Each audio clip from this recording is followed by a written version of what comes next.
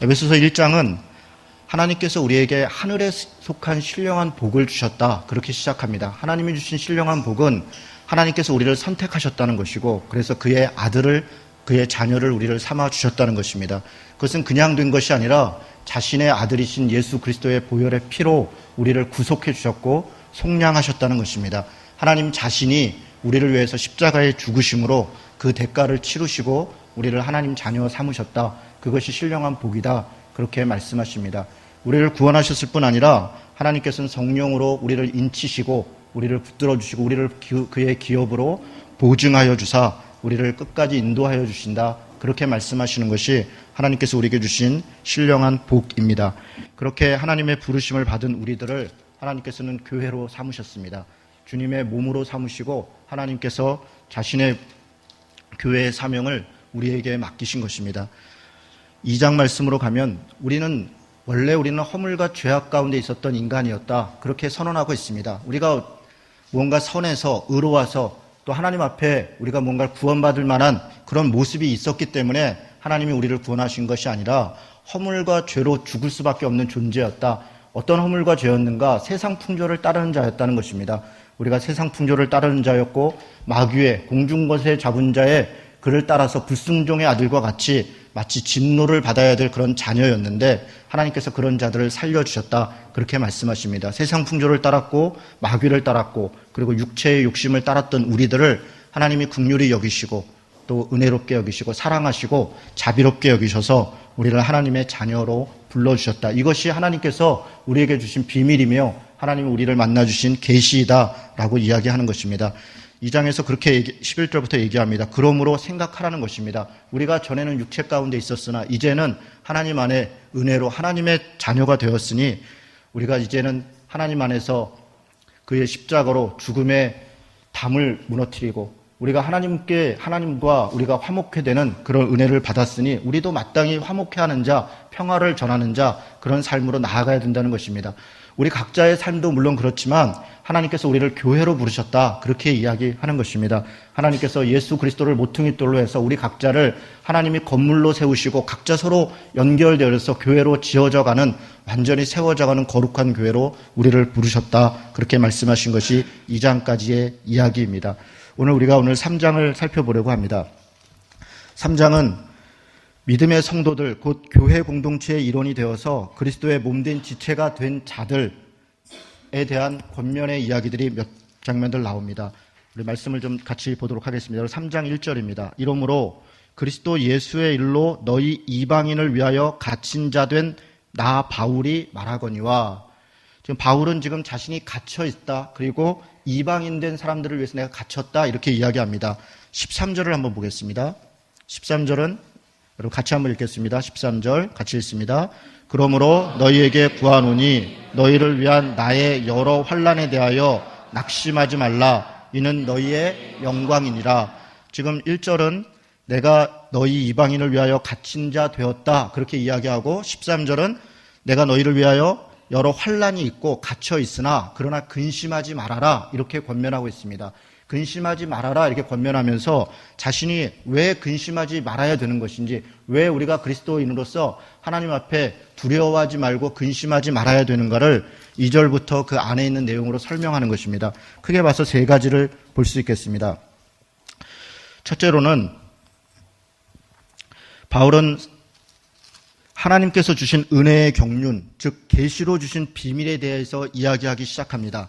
2절부터 보면 이렇습니다. 너희를 위하여 내게 주신 하나님의 그 은혜의 경륜을 너희가 들었을 터이요 곧 계시로 내게 비밀을 알게 하신 것은 내가 먼저 간단히 기록한과 같으니, 이렇게 하면서 그리스도의 비밀을 내가 깨달았고 그것을 너에게 알려주겠다. 그렇게 이야기합니다. 그런데 그 내용이 뭐냐면 6절입니다. 여러분 6절 말씀을 같이 읽도록 하겠습니다. 읽습니다. 이는 이방인들이 복음으로 말미암아 그리스도 예수 안에서 함께 상속자 되고 함께 지체가 되고 함께 약속에 참여하는 자가 됨이라. 아멘. 지금 이 얘기를 하는 것입니다. 지금 바울은 자신이 하나님께서 주신 은혜의 경륜, 즉 계시로 주신 비밀에 대해서 이야기할 건데 그 내용이 뭐라는 거냐면 이방인들을 하나님께서 함께 그리스도 안에서 상속자가 되게 했고 그리고 함께 지체가 되게 했고 함께 약속에 참여하는 자가 되게 했다라고 하는 것입니다.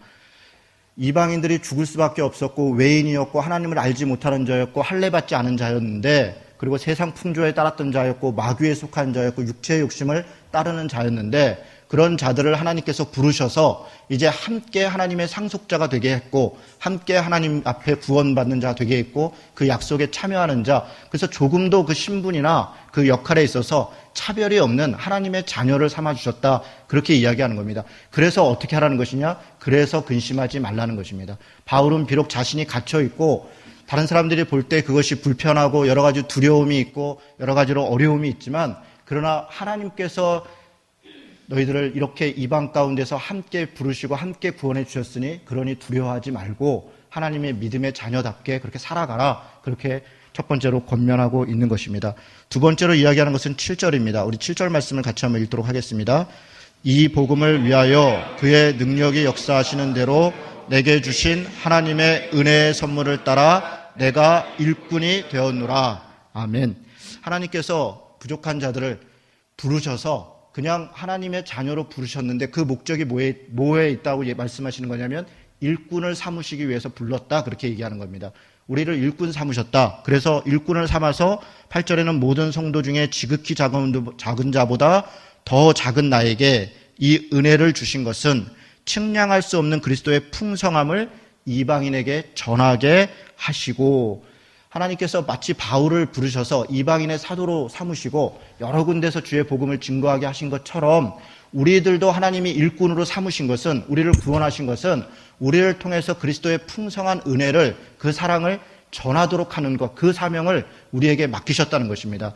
그래서 우리 보고 두려워하지 마라, 근심하지 마라, 그렇게 이야기하는 것입니다. 세 번째로 우리가 근심하지 말고 두려워하지 말 것은 9절부터 이어지는 말씀입니다. 영원부터 만물을 창조하신 하나님 속에 감추었던 비밀의 경륜이 어떠한 것을 드러내려 하심이라. 이방인에게 풍성한 복음을 전함을 통해서 하나님의 감추어뒀던 비밀의 경륜을 드러내시는데, 10절부터 10절 말씀을 같이 한번 읽습니다. 10절 11절 같이 읽겠습니다. 이는 이제 교회로 말미암아 하늘에 있는 통치자들과 권세들에게 하나님의 각종 지혜를 알게 하심이니 곧 영원부터 우리 주 그리스도 예수 안에서 예정하신 뜻대로 하신 것이라. 아멘. 하나님께서 믿지 않는 이방인들을 부르셔서 자신의 자녀 삼으셨습니다. 그리고 일꾼을 삼으시고 복음을 증거하게 합니다. 그리고 그 일들을 통해서 하나님의 경륜을 드러내시는데, 단지 그렇게 개인으로만, 성도로만 부르신 것이 아니라 2장에서도 이야기한 것처럼 교회로 부르셨다, 그렇게 말씀하십니다. 교회로 우리를 부르셔서 10절에는 뭐라고 말씀하시냐면 이는 이제 이 교회로, 우리를 부르신 이 교회로 하여금 하늘에 있는 통치자들과 권세들에게 하나님의 각종 지혜를 알게 하려 하십니다, 이렇게 설명하고 있습니다. 교회가 하나님의 통로가 된다는 것입니다.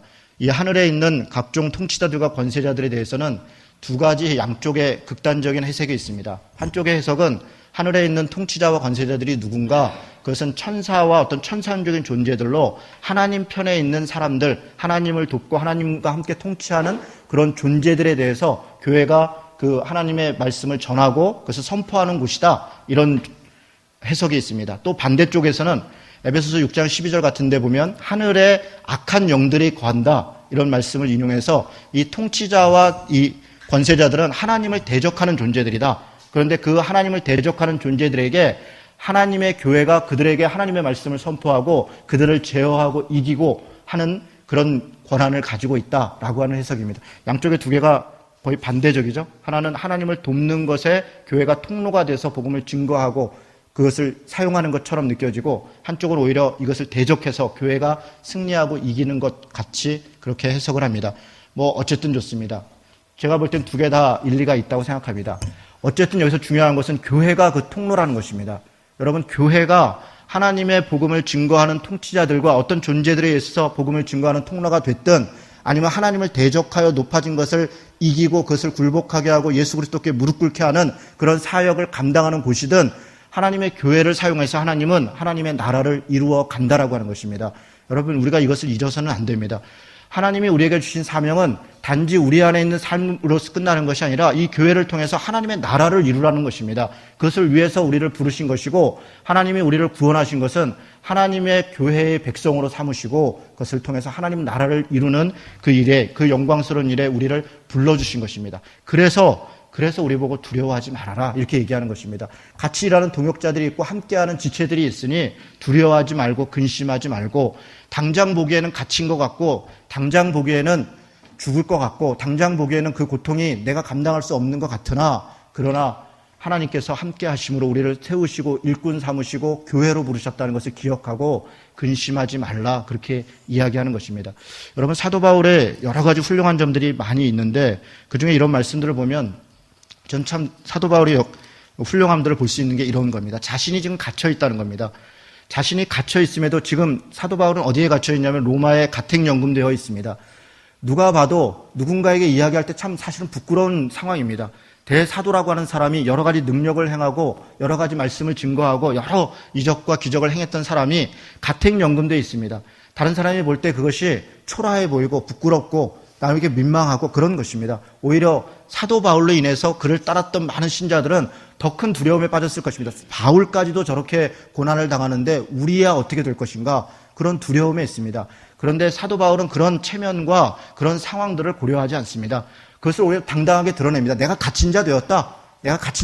그러나 나는 두려워하지 않는다. 오히려 사도행전 28장 31절은 갇힌 자 되었음에도 불구하고 담대하게 하나님의 말씀을 거침없이 전하였더라, 그렇게 끝나는 것입니다. 어떤 상황, 어떤 환경에 있다 할지라도 자신에게 주어져 있는 사명을 있는 그대로 감당하고 그대로 자기에게 주어진 일을 감당하는 사람에게는 두려워하고 근심할 여력이 없는 것입니다. 사도 바울이 말하는 게 바로 그런 것입니다. 내가 갇혀 있다. 그러나 너희들도 두려워하지 말아라. 근심하지 말아라. 내가 갇혀 있지만 그러나 내게 주어진 일을, 마땅히 내게 주어진 사명을 내가 감당하는 것처럼 너희들도 두려워하지 말고 너희들에게 주어진 일을 감당해라. 사도 바울은 늘 그런 식입니다. 자신이 먼저 준행하고 자신이 먼저 실천하고 자신이 먼저 행하려고 노력하고 그러면서 이야기합니다. 너희는 나를 본받는 자가 되라. 참 어려운 얘기입니다. 누가 누구에게 본받는 자가 되라고 얘기할 수 있겠습니까? 사도 바울은 항상 그렇게 얘기합니다. 내가 그리스도를 본받은 것처럼 너희도 나를 본받아라. 그러나 그 본받으라고 하는 것은 잘 됐고 뭔가 승승장구하고 뭔가 일이 잘 형통할 때만 그렇게 얘기하는 게 아닙니다. 고통이 있고 고난이 있고 핍박이 있고 갇혀 있고 이런 때에도 사도 바울은 여전히 얘기합니다. 내가 이러하지만 그러나 너희들도 이러할 수 있다. 그렇게 얘기합니다. 물론 갇힐 수 있습니다. 우리도 고난받을 수 있습니다. 우리가 감당할 수 없는 어려움이 닥칠 수 있습니다. 그러나 분명한 것은 우리의 신분이 그걸로 인해서 달라지는 것이 아무것도 없다라는 것입니다. 하나님은 우리를 함께 구속해 주셨고 속량하셨고 우리를 함께 하나님의 언약에 참여하는, 약속에 참여하는 자로 우리를 부르신 것입니다. 그리고 우리를 일꾼 삼으셔서 하나님의 일을 맡기시고 그 일을 감당토록 우리로 교회로 부르셨다는 것, 여러분 그 사실을 우리가 잊지 말고 살아야 됩니다. 때때로 우리가 일상을 살아가다 보면 교회로 이렇게 예배로 모였을 때는 우리가 아주 든든한 것 같죠. 서로 다 힘이 있는 것 같고 우리 안에 믿음이 있는 것 같고 기도하는 모습 보면 저 집사님이, 저 장로님이 정말 대단한 장수 같고 그렇죠. 그러나 각자 삶의 자리에 가서는 어떻습니까? 각자 삶의 자리에 가서 사실은 말할 수 없는 어려움이 있고 또 때로는 누추함이 있고 또 때로는 부족함이 있고 그런 모습이 우리들의 모습입니다. 그럴 때 우리는 사실 내가 누구인가를 망각합니다. 내가 구원받은 백성이라는 것, 내가 하나님의 일꾼으로 부름받아서 하나님의 일을 감당하는 자라는 것을 망각합니다. 내가 하나님의 교회의 일원으로서 하나님 나라를 위하여 통치자들과 권세자들에게 하나님의 지혜를 가르치고 전해야 되는 자라는 것을 우리는 때때로 망각합니다. 그래서 우리가 교회로 모이는 것입니다. 우리가 교회로 다시 모여서 우리의 부족함들을 서로 이야기하고 또 격려받고 위로받고 힘을 내고 그리고 다시 또 세상 가운데 내 삶의 자리에서 하나님의 백성답게 하나님의 백성으로 그렇게 살아가는 힘과 위로와 용기를 얻는 것입니다. 여러분 혼자서는 안 됩니다. 아무리 믿음이 좋은 사람도 혼자 서서 어떻게 하나님의 나라를 이룰 수 있겠습니까? 제가 생각할 때는 한시도 하나님의 백성으로 살아갈 수 없습니다. 하나님을 믿는 것 같죠. 여러분 교회를요 한 달 정도만 안 나오면 글쎄요 사람에 따라서 좀 다를 수 있겠는데요. 한 달 정도면 거의 비신자와 차이가 없어집니다. 어떤 분들은 한 2달 정도 갈지 모르겠습니다. 믿음이 있습니다. 믿음이 없는 게 아닙니다. 예수님을 믿습니다. 그런데 예배에 한 달 정도 그냥 안 나오고 그냥 무슨 이런 일 때문에 못 나오고 저런 일 때문에 못 나오고 이유가 있죠. 사정이 있죠. 그런데 어떻게 저렇게 돼서 한 달 정도 예배를 안 나오고 보면요. 그다음부터는 내가 언제 예수 믿었나? 언제 내가 예배를 드렸나? 내가 뭐 하는 사람이었나? 이게 뭐 깜깜해집니다. 그렇게 우리가 연약한 존재입니다. 사실 우리가 대단한 믿음을 가지고 있고 대단한 신앙 가운데 살아가는 사람들 같으나 그러나 우리가 그렇게 견고한 사람들이 아닙니다.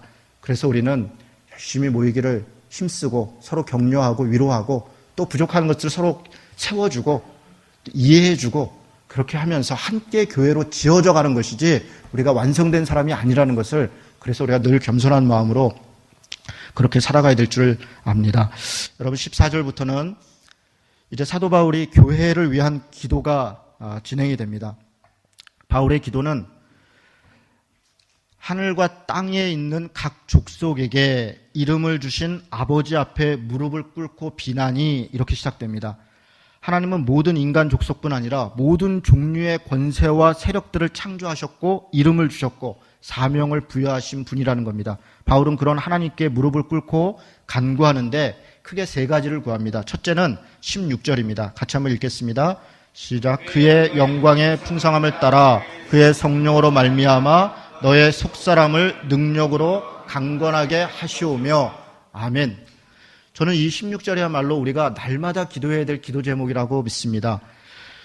그의 영광의 풍성함을 따라 그의 성령으로 말미암아 하나님은 영광의 풍성한 분이시고 성령으로 우리를 이끄시는 분이시다. 이건 변함이 없습니다.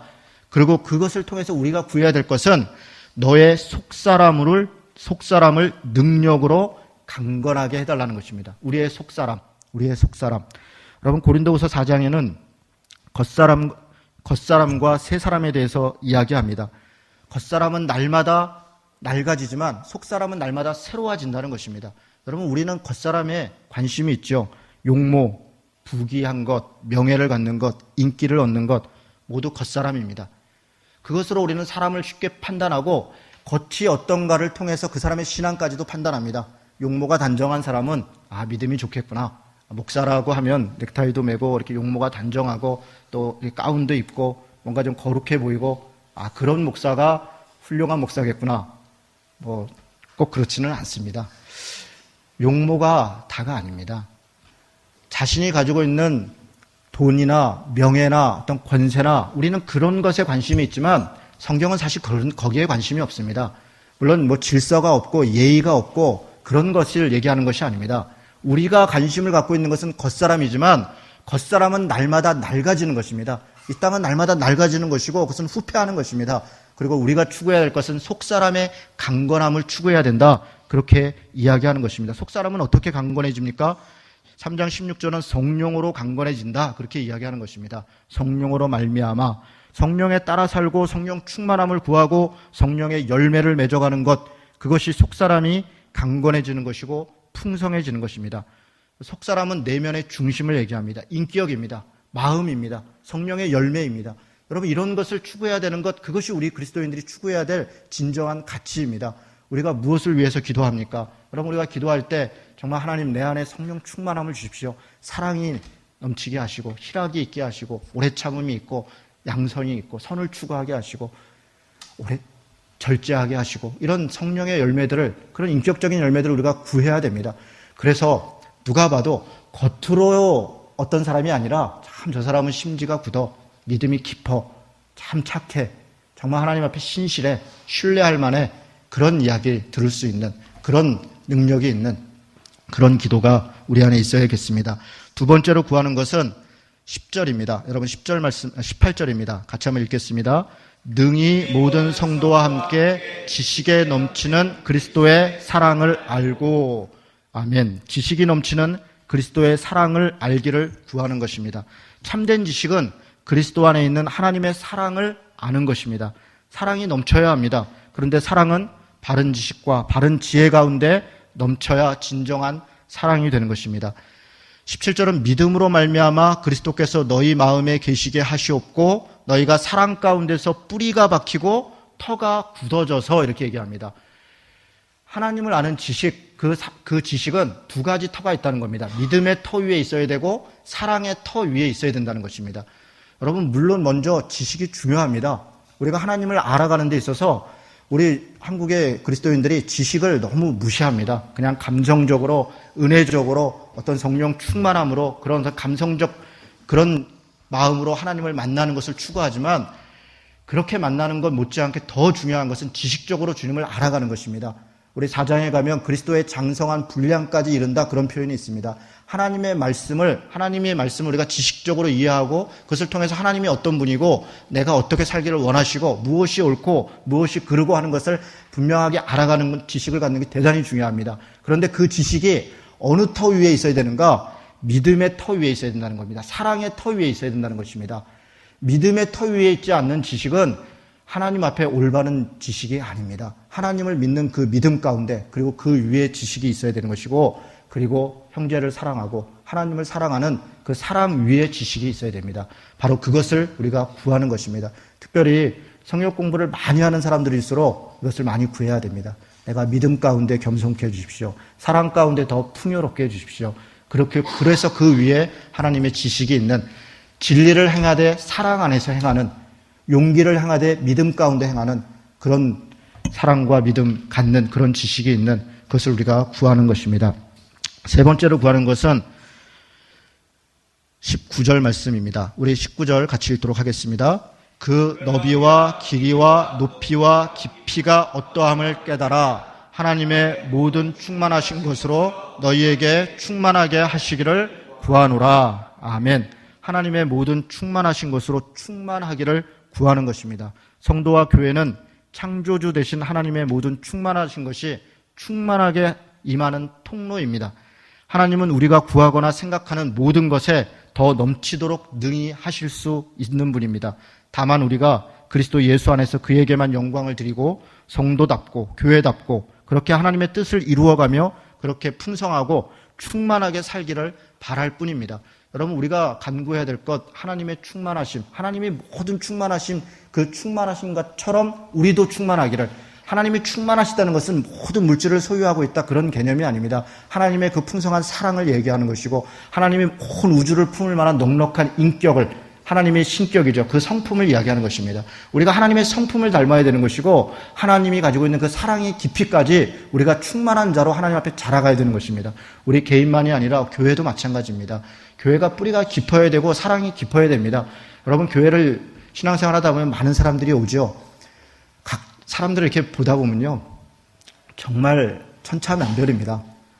제가 이제 우리 교회 2년 됐죠. 우리 교회 이렇게 다녀가신 분들도 계시고 지금 또 이렇게 같이 신앙생활하는 성도들도 계신데요. 한 분 한 분 뵈면 제가 깜짝깜짝 놀랄 때가 있습니다. 정말 세상에 이렇게 다양한 분들이 많구나. 성격도 다양하고요. 물론 하시는 일도 다양하고 또 여러 가지 지식과 또 생각도 다 다양합니다. 그런데 안 맞죠? 어떨 때 보면 서로 불편할 때가 많습니다. 안 맞는데 그걸 획일화하고 똑같이 만드는 게 교회가 아니라 다름을 인정하는 것입니다. 다르죠. 다르니까 사람이죠. 기도하는 것도 다르고요. 말하는 것도 다르고요. 성격도 다르고요. 일하는 스타일도 다르죠. 그것을 기다려주고 인내해주고 그 사람이 스스로 모난 것이 있으면 깎이고 또 이렇게 부족한 게 있으면 메워지고 그렇게 해서 좀 같이 이렇게 함께 갈 수 있는 그걸 기다려야 됩니다. 그걸 기다리지 않고 어느 날 그냥 무슨 교육받는다고 그게 뚝딱 바뀌어지겠습니까? 새신자 교육 끝나고 나면 그 다음에 사람이 이렇게 달라지고 정회원 과정 끝나고 나면 그 다음에는 딱 이렇게 돼서 더한공동체 교회 교인은 이런 모습으로 딱 이렇게 그게 되겠습니까? 이런 거 저는 잘 안 된다고 생각합니다. 그것은 지식을 전하는 것이고 우리가 어떤 방향으로 가야 되는지를 서로 공감하는 것이지 사실은 그만큼 세월이 가야 됩니다. 우리 교회가 이제 1년 반 된 거죠. 우리 이 안에 계신 분들이 가장 오래된 분이 2년 되신 분이 계신가요? 아마 계신 것 같으네요. 장로님이 저랑 만난 지 한 1년 반 됐나요? 그런 것 같죠, 장로님? 한 1년 반 조금 넘은 것 같습니다. 이제 조금 알 것 같아요, 저는 장로님이 어떤 분인지. 장로님도 저를 이제, 유진호 목사 이런 사람인 줄 알았더니 이런 사람이었구나, 이렇게 조금 알지도 모르겠습니다. 사실 1년 안 되신 분은요, 제가 목사지만 제가 잘 모르겠어요. 어떤 분이지. 깜짝깜짝 놀랄 때가 많습니다. 여러분도 그렇죠. 저를 보면서, 유진호 목사가 이런 사람인가 보다 했는데, 어느 날 보니까 저 사람 성깔 있네 이러는 거죠. 굉장히 이렇게 다 온유한 줄 알았더니 성깔 있네. 성깔 있는 줄 알았더니 저렇게 착한 면도 있네. 그런 거죠. 야, 또 까칠한 줄 알았더니 저렇게 또 기도도 열심히 하네 이러는 거죠. 그러면서 알아가는 것입니다. 여러분, 우리가 하나님의 충만함까지 이룬다. 우리가 이것이 기억했으면 좋겠습니다. 하나님은 정말 모든 것에 충만한 분이거든요. 그래서 하나님이시거든요. 선악의 기준이시고 생명이시지만 그분이 사랑이라는 거잖아요. 사랑. 하나님이 모든 것을 사랑하시는 분이시고 만유를 통일하시고 만유 위에 계시고 만유에 함께 하시는 분이시잖아요. 우리가 그 하나님을 믿고 그 하나님의 자녀된 것으로 따라가는 사람들 아닙니까? 그러면 우리가 그 충만함 가운데 임하기를, 하나님의 그 충만하심이 우리 안에 충만함으로 인하기를, 우리 개인에게 그리고 우리 교회에 우리가 사랑하자, 힘내자 이런다고 사랑이 되겠습니까? 우리 안에 사실 사랑할 수 있는 건덕지가 뭐 있습니까? 우리가 사랑이 없는 사람들이죠. 인격도 부족한 사람들이죠. 그런데 하나님의 그 충만하심 때문에 하나님이 나를 사랑하셨으니까 나도 남을 사랑하고, 하나님이 나 때문에 십자가를 지셨으니까 나도 저 사람 때문에 내 거를 좀 포기하고 내가 손해보고 양보하고 내가 죽고, 그렇게 할 때 교회가 하나님의 통로가 되지 않겠습니까? 이 거룩한 사명을 감당한다는 것이 저는 쉬운 일이라고 생각하지 않습니다. 그래서 기도하는 것입니다. 그래서 바울이 지금 기도하는 것입니다. 우리 속사람이 강건하기를 위해서 기도하는 것이고, 하나님의 지식이 믿음과 사랑의 터 위에서 그렇게 자라가기를 기도하는 것이고, 하나님의 모든 충만하심이 우리에게 충만하게 임하기를 바울이 지금 기도하는 것이지 않습니까? 에베소 교회를 위해서 기도하는 이유가 왜 그렇습니까? 에베소 교회가 당시에도 가장 중심적인 교회였습니다. 그냥 우리처럼 이렇게 처음 시작된 교회도 아닙니다. 그럼에도 불구하고 여전히 속사람이 강건하지 않고, 그럼에도 불구하고 지식의 충만함이 믿음과 사랑의 터 위에 서 있지 않고, 그럼에도 불구하고 하나님의 그 충만하심, 모든 충만하심이 에베소 교회에 없는 것을 보고 그것을 위해서 바울이 안타까운 마음으로 기도하고 있는 것입니다. 우리도 마찬가지입니다. 우리가 이 에베소서를 읽을 때 하나님이 우리를 구원하셨다, 그래서 우리에게 이런 복을 주셨고 이런 풍성함을 주셨다, 이런 충만함을 주셨다, 거기서 그치는 것이 아니라 우리의 부족함들을 알고 그것을 하나님께 간구함으로써 우리가 정말 하나님의 충만하심까지 이루게 되는 그런 신자, 그런 성도 되기를, 그렇게 나아가는 것이 이 에베소서의 말씀인 줄 믿습니다. 말씀을 정리하겠습니다. 사랑하는 성도 여러분, 우리가 그리스도 안에서 함께 상속자가 되고 함께 지체가 되고 함께 약속에 참여하는 자가 되었음을 기억하며 감사합시다. 그의 능력 가운데 우리를 그리스도의 풍성함을 이방에 전하는 복음의 일꾼 삼아 주심에 감사합시다. 하나님의 교회로 부르심으로 하늘에 있는 통치자들과 권세들에게 하나님의 각종 지혜를 알게 하고 그리스도를 믿음으로 담대함과 확신을 가지고 하나님께 나아가십시다. 이를 위해 날마다 성령의 능력 안에서 속사람이 강건하여지고 믿음으로 지식에 넘치는 그리스도의 사랑을 알고 하나님의 모든 충만한 것으로 충만케 되기를 구합시다. 이 믿음으로 살아가는 성도 되시기를 주님의 이름으로 축원합니다. 아멘.